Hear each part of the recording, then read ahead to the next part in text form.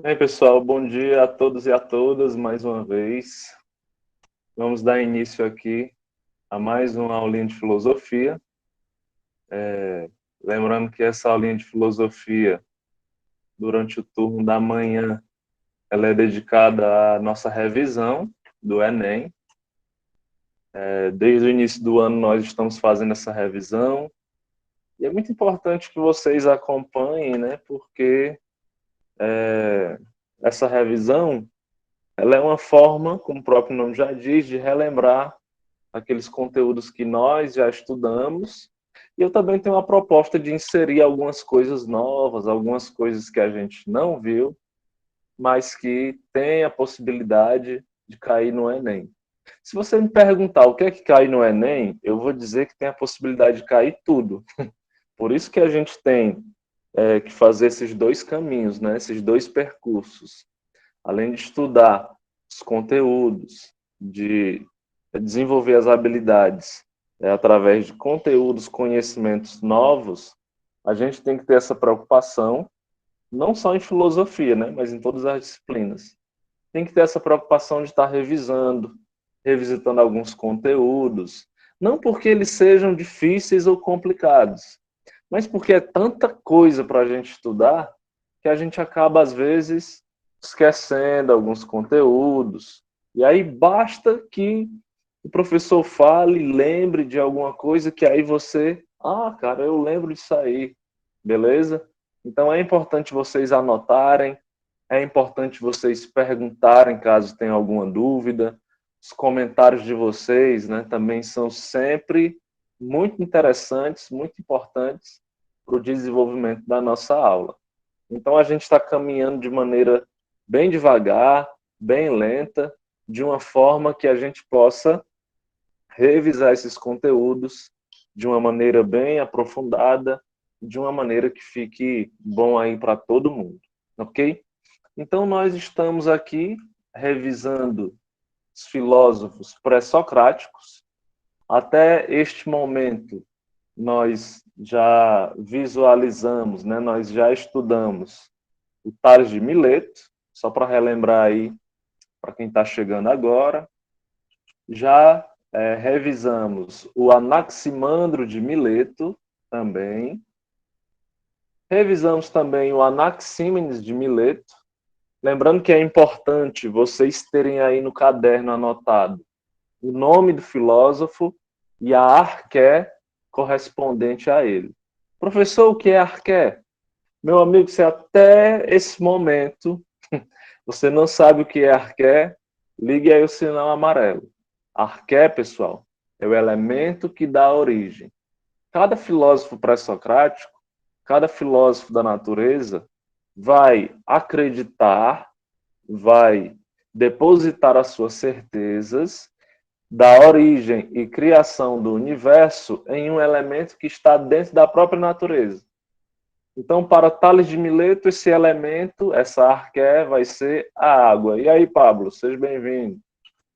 Para Anaximandro de Mileto, essa arqué, esse elemento que dá origem, vai ser o apeiron, ok? Para, só botar aqui novamente. Para o Anaxímenes de Mileto, a arqué será o ar. E aí a gente viu na aula passada esses dois últimos, né? Para Xenófanes de Cólofon, a arqué é a terra. E aí é bom ressaltar que Xenófanes não se afasta muito das concepções mitológicas, já que para os gregos antigos, mais antigos do que ele, né, a origem de tudo se dava na deusa Gaia, que é a terra. E aí a gente falou também do Empédocles de Agrigento, que, segundo ele, a arqué não é só uma, mas a junção dos quatro elementos, terra, fogo, ar e água, sendo que esses elementos eles se unem pelo amor ou se afastam pelo ódio, ok? Então hoje nós vamos dar continuidade. Nós temos aí mais quatro filósofos pré-socráticos Vamos ver se a gente consegue terminar hoje. Se a gente não conseguir, a gente deixa para a próxima aula, certo? A gente continua na aula seguinte. Quando nós finalizarmos os filósofos pré-socráticos, eu vou passar para vocês um pequeno simulado de todos esses conteúdos de revisão que nós vimos. Esse simulado tem por objetivo testar, treinar, né? Treinar as nossas habilidades diante desses conteúdos que nós já vimos, ok? Então, quando a gente vê o último filósofo pré-socrático, a gente vai fazer um pequeno simulado para testar os nossos conhecimentos e as nossas habilidades. Então, pessoal, o filósofo de hoje, né, um dos filósofos de hoje, é um dos filósofos assim que eu mais gosto dos pré-socráticos, que é o Demócrito. O Demócrito, pessoal, ele viveu na mesma época de Sócrates, mas por conta do seu objeto de reflexão, que é a natureza, ele foi classificado na história como filósofo pré-socrático, mas viveu ali na mesma época que Sócrates. Eu gosto muito do Demócrito porque eu considero que ele desenvolveu, com muito poucos recursos, uma filosofia altamente complexa e altamente importante. Não sei se vocês sabem, mas o Demócrito ele é considerado um dos pais da química. Um dos pais da química. E juntamente com outro filósofo chamado Leucipo, o Demócrito, ele faz parte de um grupo, um subgrupo dentro dos pré-socráticos, chamados de atomistas. Atomistas. E o que é que os atomistas acreditam, pessoal? Percebam que nós estamos falando aí de mais ou menos 600, 500 anos antes de Cristo. Deixa eu só aceitar aqui um pouco. Pronto. Quem é esse conto 8 que entrou? Conto 8, alguém sabe me dizer quem é? Conta 8. Alô, atenção, conta 8, quem é você? É um gnônimo. Hã? Rapaz, já fez foi sair da sala já. É um gnônimo. Quem é, mano? Não sabe não?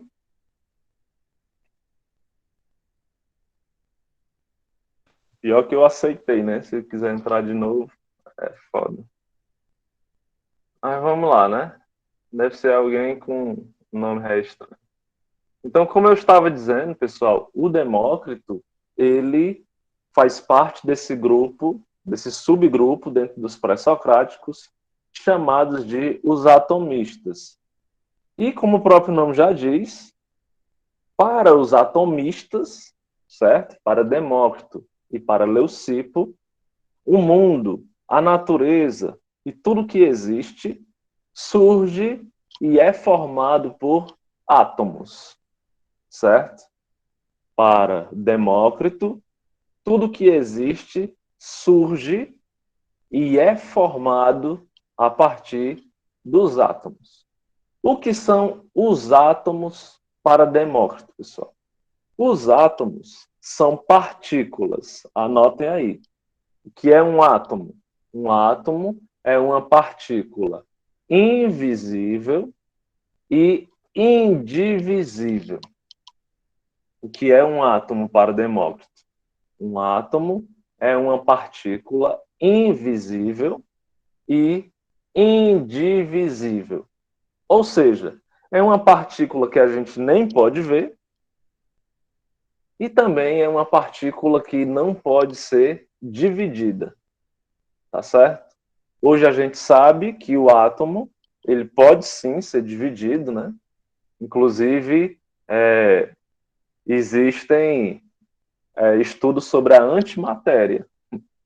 A gente sabe que o átomo ele possui um núcleo, né? Pode ser altamente dividido.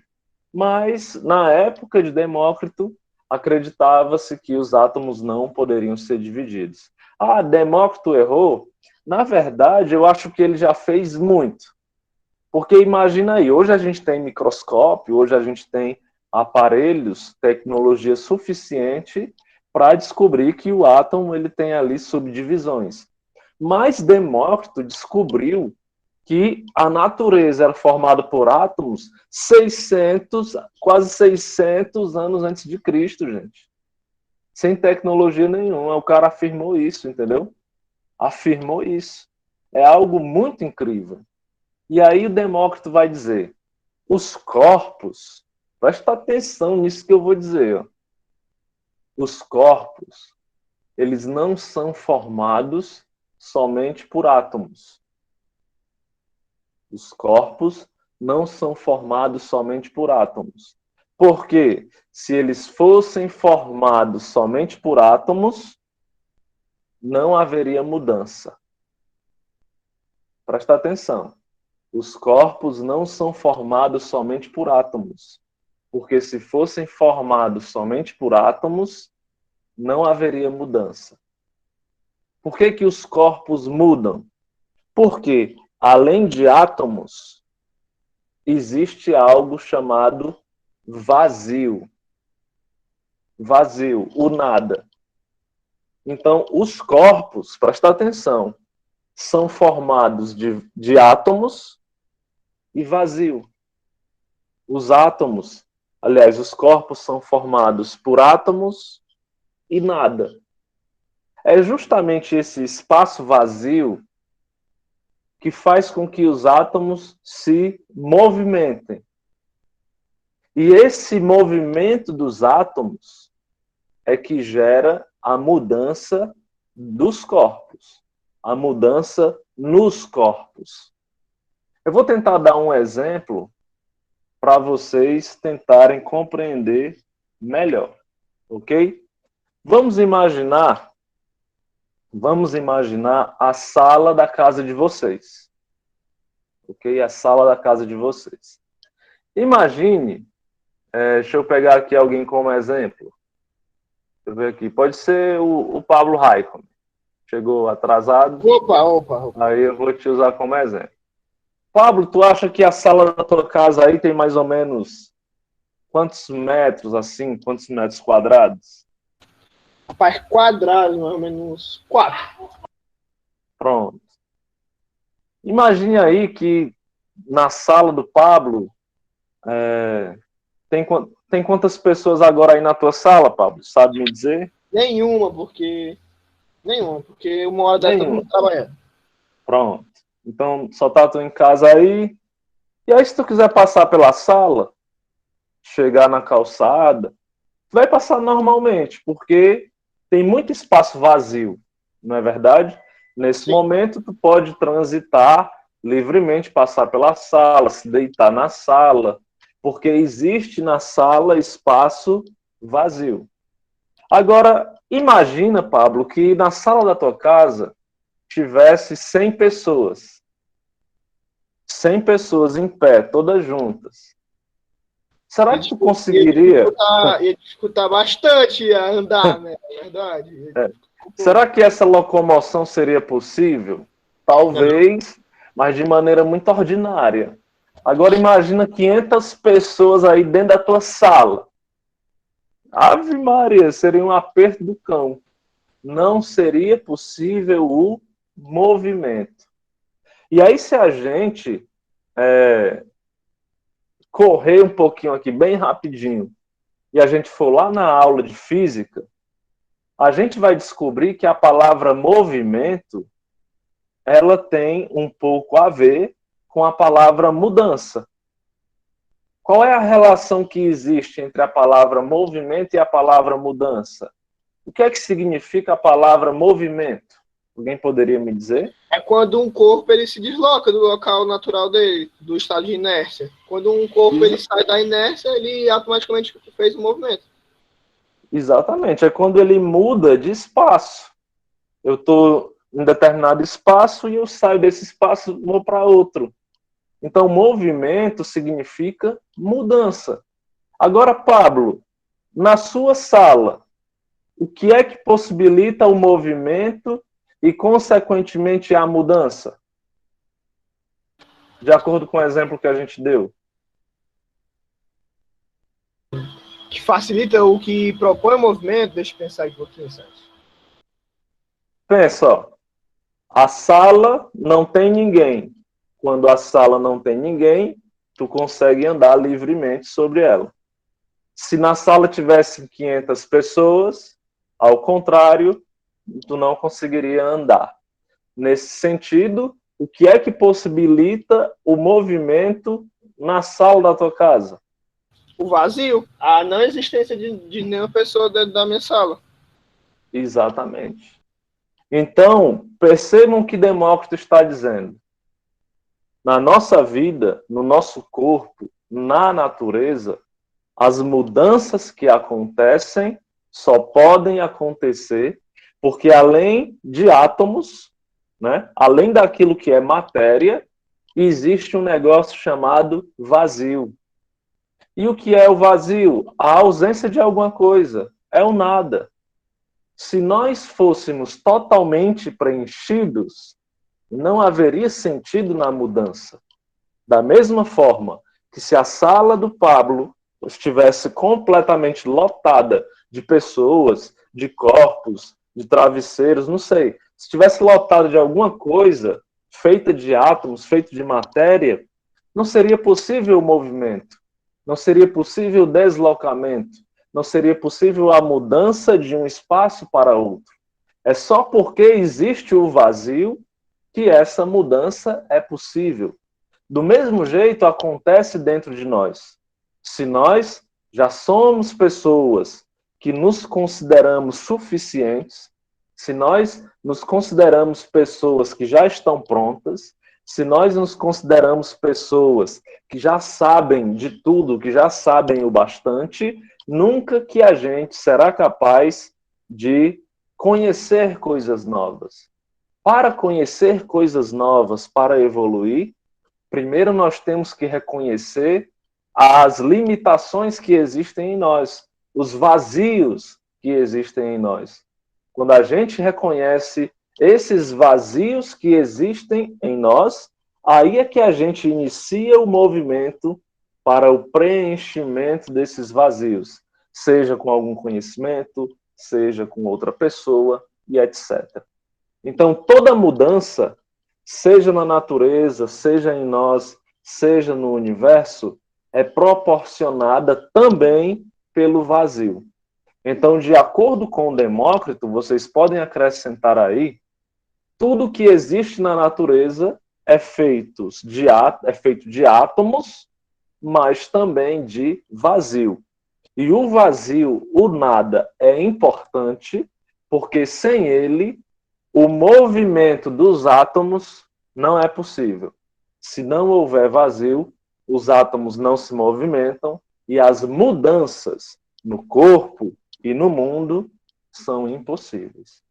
Conseguiram compreender, pessoal, a importância do nada, a importância do vazio na nossa vida?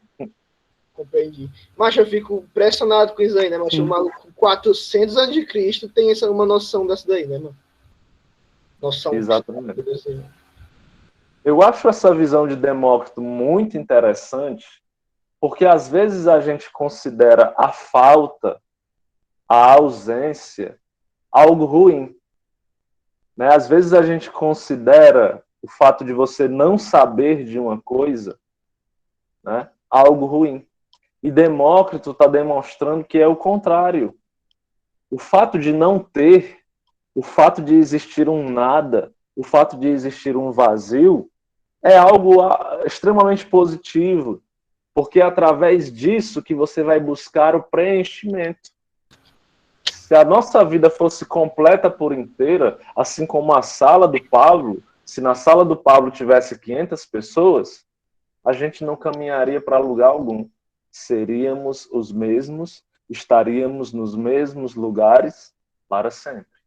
Seu Thiago, então, segundo a visão de Demócrito, o vazio ele serve para contrapor os átomos, né? Tipo, como pode dizer, deixar um equilíbrio entre os dois. Na verdade, os átomos habitam juntamente com o vazio, né? Eles coexistem, eles existem ao mesmo tempo. Então, imaginando que, sei lá, o nosso corpo é a sala da tua casa, tu seria o átomo e o espaço vazio seria o nada. Então, esse nada, ele possibilita o teu movimento. Ele não interfere diretamente na tua existência, mas ele possibilita esse movimento. Entende? Entendi. Agora, para Demócrito, os átomos, eles possuíam tamanhos e pesos diferentes, certo? Por exemplo, o nosso pensamento, ele também é formado por átomos, só que átomos mais leves. O nosso corpo, o corpo dos objetos, né, dos objetos materiais, eles são formados por átomos mais pesados. Por isso que a gente não consegue, por exemplo, sentir o pensamento, mas a gente consegue sentir o corpo, porque os átomos são mais pesados. Ok? Alguma dúvida, alguma pergunta? Não? Passamos então para o próximo. Deixa eu ver só se tem alguém querendo entrar. Tem não. Passamos para o próximo filósofo. Eu também acho um filósofo fantástico, um filósofo que todo mundo deveria conhecer um pouco mais, né? Esse filósofo, pessoal, a gente conhece muito ele na matemática, né? Que é o Pitágoras. Mas o que esse cara deu de contribuição para outras ciências e, pasmem, para a religião, não está escrito no gibi, sabe? Pitágoras, de Samos, nasceu na cidade de Samos, né? Pitágoras era um cara fantástico. E ele foi um dos primeiros a ter seguidores, né? Pitágoras, ele criou uma escola, a escola pitagórica, e tinha regras muito rígidas, sabe? Os alunos dele não podiam fazer assim quase nada. Depois vocês podem dar uma pesquisada, né? Para ver o que é que os alunos de Pitágoras podiam e não podiam fazer. No caso da filosofia, Pitágoras, antes de entrar na sua teoria principal, né, Pitágoras ele deu algumas contribuições, principalmente no que se refere à ideia de alma. Não é de hoje que os homens, a humanidade, né, acredita que os seres humanos possuem corpo e possuem alma. E Pitágoras, muito inspirado em algumas viagens que ele fez pelo Egito, né, Pitágoras ele acreditava que a nossa alma ela não morre, que a nossa alma é imortal. Só que essa alma, na medida em que o nosso corpo morre, ela sai do nosso corpo e ela vai reencarnar em um outro corpo, seja de um ser humano, seja de um animal, né, de acordo com as nossas atitudes. Então, Pitágoras ele foi um dos criadores no mundo ocidental. Ele foi um dos primeiros a afirmar a teoria da reencarnação da alma. Ou seja, quando a gente morrer, a nossa alma se separa do corpo e ela vai para um outro corpo, habitar um outro corpo. Certo? Então, Pitágoras deu essa contribuição muito grande, né? Hoje a gente tem aí, por exemplo, o Espiritismo, que acredita na mesma coisa, tendo como base, tendo como referência as ideias de Pitágoras. O próprio Platão, ele vai desenvolver, vai aprofundar essa ideia de Pitágoras. No caso da filosofia pré-socrática, o Pitágoras ele vai identificar que existe no mundo, pessoal, uma espécie de lógica geométrica. Existe uma espécie de geometria no mundo.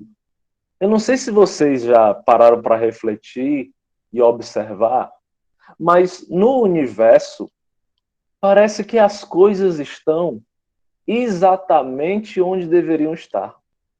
Já perceberam isso? Já se perguntaram? Por exemplo, os peixes, eles têm o formato do corpo e as ferramentas corporais necessárias para viverem como peixes. Pode parecer meio absurdo o que eu estou dizendo, mas quem foi que pensou nisso tudo, né? Quem foi que pensou assim, rapaz, vai existir peixe, aí o peixe tem que ter isso para ser peixe. Aí ele tem lá as brânquias, tem as escamas. Parece que o corpo dele foi feito exatamente para ser peixe. Parece que ele foi desenhado, parece que ele foi pensado. O corpo humano. O corpo humano, pessoal, é algo fascinante. Se a gente parar para pensar, se a gente analisar, o corpo humano é algo fascinante. Os nossos olhos, por exemplo, eles estão na posição em que deveriam estar. Não estão na posição em que deveriam estar. Se os nossos olhos fossem na ponta dos pés, na ponta dos dedos dos pés, seria muito ruim, que a gente veria as coisas de baixo. Se os nossos olhos fossem no abdômen, né, se fosse aqui embaixo do peito. Então, os olhos, parece que eles estão onde eles sempre deveriam estar. As mãos, perfeitas para você segurar os objetos. Ó. Pois é, eles estão exatamente onde deveriam estar. Parece que eles foram feitos para isso, para segurar os objetos. Entende? Agora, se você pensa na gestação de uma mulher, cara, aí é que eu acho incrível mesmo, sabe? Porque você tem ali a ejaculação do homem, que unida ali com a ovulação da mulher, resulta em um ser que começa bem pequenininho, igual um girino velho, e aí vai se desenvolvendo, e na medida em que o feto vai se tornando um ser humano realmente, né? A natureza se encarrega de produzir uma mangueira que leva o alimento da boca da mãe para a barriga da criança. Tudo que a mãe consome vai diretamente nutrir a criança, e aí essa nutrição acontece durante 9 meses, e aí depois de 9 meses a bolsa estoura, lubrifica o canal vaginal, e aí a criança sai num movimento natural. Um movimento natural. É algo fantástico, pessoal. É algo muito fantástico. Parece que foi tudo friamente calculado. O planeta Terra, ele está na posição ideal para haver vida. Se ele tivesse um pouquinho mais perto do Sol, não haveria vida, seria muito quente. Se a gente estivesse um pouquinho mais longe do Sol, não haveria vida, seria muito frio. Sanji, também tem o negócio da gravidade. Se a gravidade fosse um pouquinho maior, não existiria nada, não existiria planetas, não existiria nada. Se a gravidade fosse um pouquinho maior, é como se tivesse, sei lá, tudo bem desenhadinho. Exatamente, é algo muito professor, doido. Foi esse é filósofo algo... aí que o Santo Agostinho se baseou para fazer as ideias dele, foi? Também. O Pitágoras, ele influenciou muito. Porque, assim, como o Pitágoras influenciou o Platão e o Platão influenciou o Santo Agostinho, então a gente pode dizer que sim, que o Pitágoras influenciou o Santo Agostinho. Beleza? Então, assim, parece que no universo existe uma lógica milimétrica. Existe uma lógica geométrica. Parece que as coisas, elas foram pensadas para estar no lugar onde elas estão. Parece que as coisas, elas foram pensadas para serem exatamente do jeito que elas são. É como se todo o universo tivesse sido feito por um grande matemático. Olha só o que eu estou dizendo. É como se o universo tivesse sido feito, tivesse sido criado por um grande matemático. Então, nesse sentido, pessoal, o Pitágoras ele vai dizer: aquilo que dá origem ao universo, aquilo que dá origem à natureza, aquilo que dá origem à vida, são os números. Não que o número 1, exista um número 1, e aí esse número 1 chega e diz, vou fazer tudo. Não. É porque, se a gente analisar o universo, a gente vai perceber uma lógica, a gente vai perceber uma geometria, as formas, a gente vai perceber ali, né, as equações matemáticas presentes em todas as coisas que existem. Então, sem a matemática, sem os números, seria, de acordo com Pitágoras, impossível existir as coisas que existem agora. Então, para ele, os números representam a arqué do universo, porque no próprio universo identificamos uma geometria, identificamos uma lógica matemática. Então, sem a matemática, sem os números, nada do que existe poderia existir. Eu não sei se vocês lembram daquela obra do homem vitruviano, né? Que é o homem todo aberto. E aí, se vocês perceberem, o corpo humano, ele é altamente simétrico, né? Ele é altamente quantificável, identificável. Por exemplo, se você pegar o seu pé, você vai ver que ele é do tamanho do seu antebraço, né? Você pode medir. Então, as partes do corpo demonstram que parece que o nosso corpo foi pensado. A nossa sobrancelha, ela não existe à toa, ela existe para proteger o nosso olho. Os pelos que nascem no nosso corpo, eles são uma forma de proteção do próprio corpo, entende? E quem foi que pensou nisso? É como se fosse uma máquina que tem várias pecinhas que se encaixam para fazer um movimento, alguma coisa do tipo, né? Exatamente. No nosso organismo, você tem o coração que bombeia o sangue, aí você tem os rins que filtram aquilo que é impuro e devolvem na forma de urina, né? Você tem tudo que você precisa para sobreviver, mas a grande pergunta que fica é como é que isso tudo foi feito, pensado? Pitágoras vai dizer que sem a matemática isso não seria possível. Ok? Dúvidas, pessoal? Perguntas? Comentários?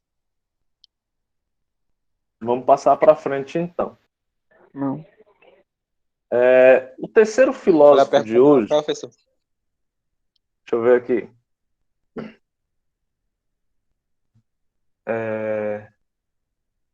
Será que o pensamento pode ser calculado? Com certeza. Com certeza. Existem estudos da neurociência, Rafael, que tu pode dar uma olhada depois, né? Porque, na verdade, os pensamentos, eles podem ser explicados fisicamente, biologicamente. Cada vez que a gente pensa, os pensamentos, eles são nada mais, nada menos do que descargas elétricas. São os impulsos elétricos dentro do cérebro de nervo para nervo. Exatamente, são impulsos elétricos. Da mesma forma que a nossa voz, onde é que está a nossa voz?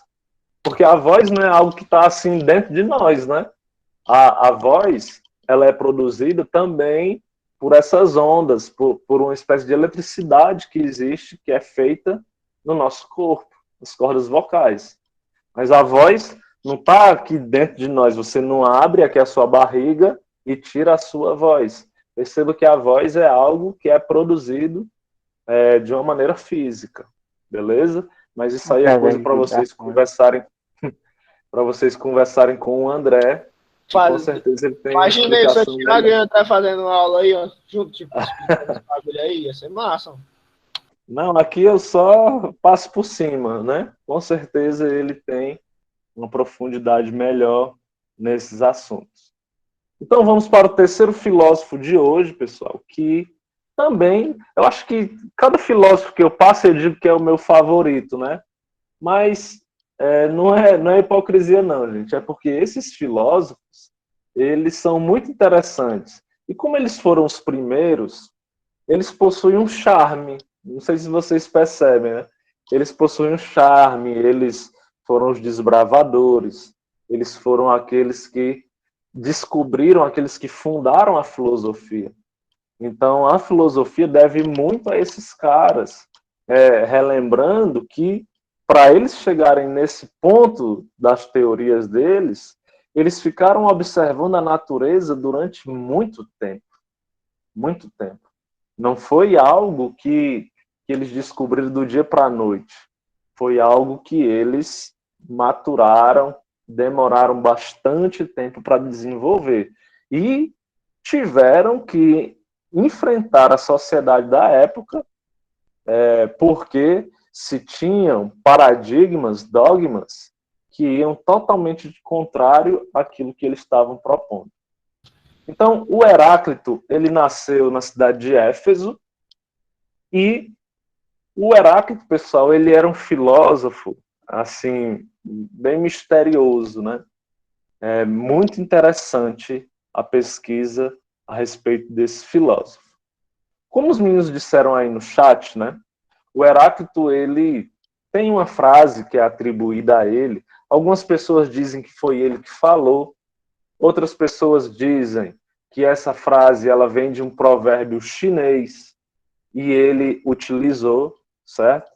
Certo que, de uma forma ou de outra, o Heráclito, ele acredita que o universo, a força que move o universo é a mudança.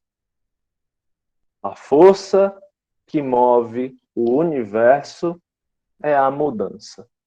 Tudo que existe no universo muda. Se eu perguntar para vocês, se vocês conhecem alguma coisa no mundo, alguma coisa no universo que não muda, se alguém disser que existe, o Heráclito vai dizer, está mentindo. Tudo no universo muda. Ou como diria Lulu Santos, né? Tudo muda o tempo todo no mundo. Não adianta fugir nem mentir para si mesmo agora. As pedras mudam, o próprio céu muda, os olhos, os teus olhos que olham para o céu mudam, as estrelas que você olha, algumas não estão mais lá, elas se movimentam também, algumas deixam de existir, certo? O teu corpo não é o mesmo, a tua voz não é a mesma. Outro dia eu estava assistindo aqui no meu canal, tem um vídeo que eu gravei de quando eu tinha 16 ou 17 anos cantando com um amigo meu. E valha, cara, como minha voz mudou. Parecia que naquela época minha voz estava mudando, sabe? Estava engrossando ainda. É muito estranho você perceber como você era e como você é. E aí o Heráclito vai dizer, é a mudança que move as coisas. É a mudança que dá sentido às coisas. Lembra do Demócrito? Lembra do Demócrito? Demócrito dizia que o vazio proporciona um movimento dos átomos, e é esse movimento dos átomos que proporciona a mudança. E aí o Heráclito, ele meio que vai complementar, que ele vai dizer que a mudança é o fundamento da vida. A mudança é o fundamento da vida. Não existe vida se não há mudança. Um corpo que morre, ele não termina ali. Um corpo que morre, ele morre para dar vida a outra coisa. O fruto, quando você come e joga fora a semente, ela futuramente vai dar outros frutos. Então, a mudança que dá sentido para as coisas. Em grego, a gente utiliza para a palavra mudança o termo devir. Devir.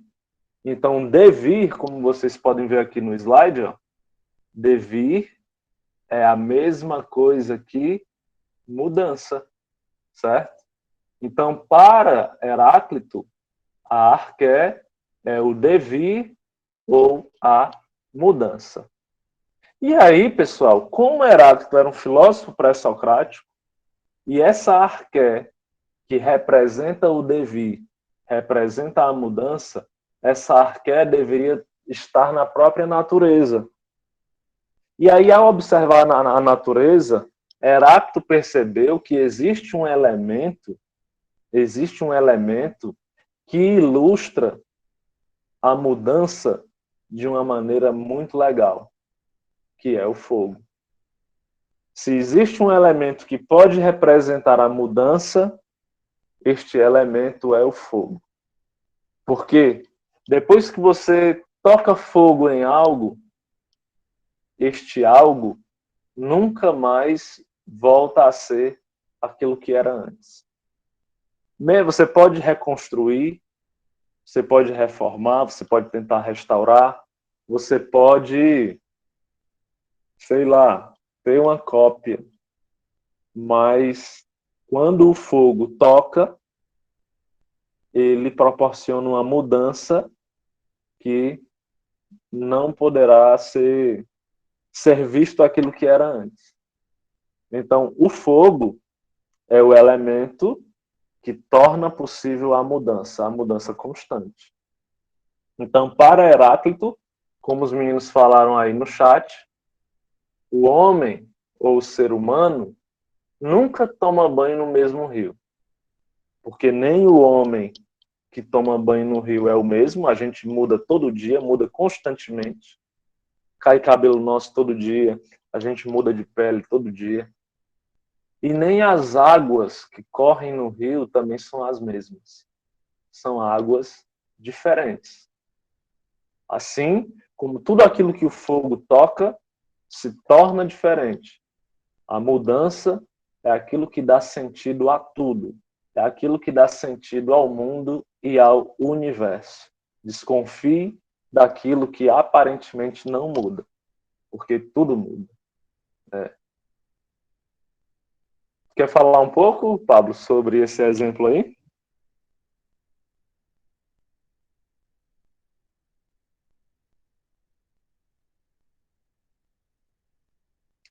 Não? Beleza.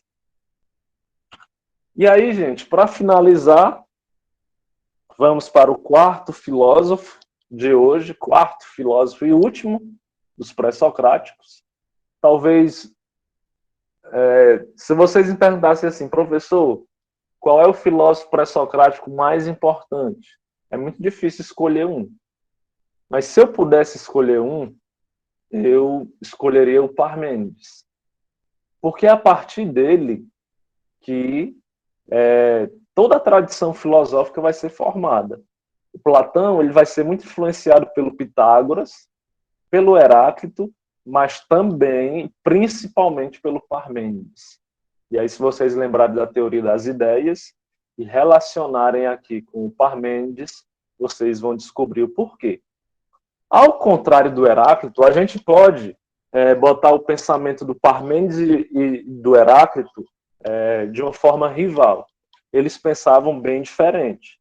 Enquanto que para o Heráclito tudo no universo era representado pela mudança, para o Parmênides, presta atenção, para o Parmênides, tudo aquilo que muda é falso. Para o Parmênides, tudo aquilo que muda é falso. A gente não pode confiar. E em que a gente pode confiar? Se tudo que muda é falso, a gente só pode confiar naquilo que não muda. Naquilo que permanece o mesmo para sempre. E se aquilo que muda é falso, aquilo que não muda é verdadeiro. O pessoal pode se contradizer, macho. Um dizendo que a mudança era arqué, agora o outro dizendo que a arqué não pode ser mutável. Ave Maria. É falciane. Por Parmênides, negócio de mudança é coisa de falciane. E aí ele vai dar um nome para isso. Para ele, aquilo que muda, que é falso, ele vai chamar de não ser, e aquilo que permanece o mesmo para sempre, ele vai chamar de ser. Igual aquela situação do Shakespeare, né? Em Hamlet, em Hamlet. Exatamente. Só que a frase do Parmênides é mais doida ainda do que a do Hamlet. Olha o que ele vai dizer. O ser é e não pode não ser. E o não ser não é e não pode ser de modo algum. Vou repetir. O ser é e não pode não ser. E o não ser não é e não pode ser de modo algum. Entenderam alguma coisa aí? Rapaz, se tivesse colocado, entre aspas, só a definição da arquétipo, o ser, tipo, da definição, aí tinha até entendido, né? Mas. Então Rapaz, vamos aí lá. eu Ó. acho que ele era bebê e tava querendo dizer que não é ou não é. Vamos lá. Ó. Por parte. O ser é. Ou seja, a essência, as coisas que não mudam, as coisas que são eternas, as coisas que são verdadeiras, elas são. Elas existem. E não pode não ser. Ou seja, as coisas que são eternas, elas não podem deixar de existir, porque elas são eternas. As coisas que são verdadeiras, elas não vão deixar de ser verdadeiras, porque elas são verdadeiras. As coisas verdadeiras, elas não mudam, elas permanecem as mesmas para sempre. E como é que a gente chama as coisas verdadeiras? Ser. Como é que a gente chama aquilo que não muda? Ser. Como é que a gente chama as coisas que são eternas e imutáveis? A gente chama de ser. Onde é que a gente identifica esse ser no universo? Nas coisas materiais? A gente identifica essas características nas coisas materiais? As coisas materiais são imutáveis? Não. As coisas materiais são eternas? Não. Também não. Então, as coisas materiais, elas estão no campo do não ser. Certo? E onde é que a gente encontra esse ser? Na essência. Na alma das pessoas e das coisas. Certo? Só que o problema é que a alma a gente não vê. A gente não pode quantificar como as coisas materiais. Mas, repito, aquilo que está na essência, aquilo que é imutável, aquilo que é eterno, não pode deixar de ser aquilo que é. Ou seja, uma coisa que é verdadeira não vai deixar de ser verdadeira. Uma coisa que é imutável não vai mudar. Uma coisa que é eterna não vai acabar. É isso que ele está dizendo na primeira linha. O ser é e não pode não ser. Agora vamos lá para o não ser. O não ser, ele não é. O que é que o não ser não é? O ser. Exatamente, show de bola. O não ser, ele é exatamente o contrário do ser. Então, tudo aquilo aliás, vamos lá. Tudo aquilo que o ser é, o não ser não é. Entenderam aí? O ser é eterno, imutável e eterno. O não ser, ele não é nada disso. Entenderam? Compreendi. O não ser não é. E não pode ser de modo algum. Por que que o não ser não pode ser de modo algum? Porque aquele que pode ser é o ser. O não ser, ele é o contrário do ser. Então ele não pode ser. Porque o único que pode ser é o ser. Então perceba, o não ser, ele está no campo da aparência. É falsa, mutável, e dela nada pode ser afirmado, já que não é. Então, se você falciane, né, mano? Famosa falciane. Exatamente. Então, se você me pergunta o que é que o ser é? O ser é imutável, verdadeiro, eterno. E aí, se você me pergunta o que é que o não ser é? Aí eu já não posso dizer nada. Por quê? Porque o não ser, ele não é. Ele simplesmente não é, ele não existe, ele é falso. Então, diante dele eu não afirmo nada. Eu só posso afirmar aquilo que é, que no caso é o ser. Então, para Parmênides, a verdade das coisas, a essência das coisas, a arqué, ela se encontra no ser, que é a essência ao mesmo tempo. Ok? Então, gente, já estourou aí o nosso tempo, os meninos estão dizendo. Beleza? Um abraço. Essa aula vai ficar gravada para que vocês possam revisar ela depois. Beleza? Valeu, Santi, valeu. Um abraço aí a todos. Aulazinha show, ó, macho. Até mais. Valeu. Valeu, valeu. Valeu, valeu.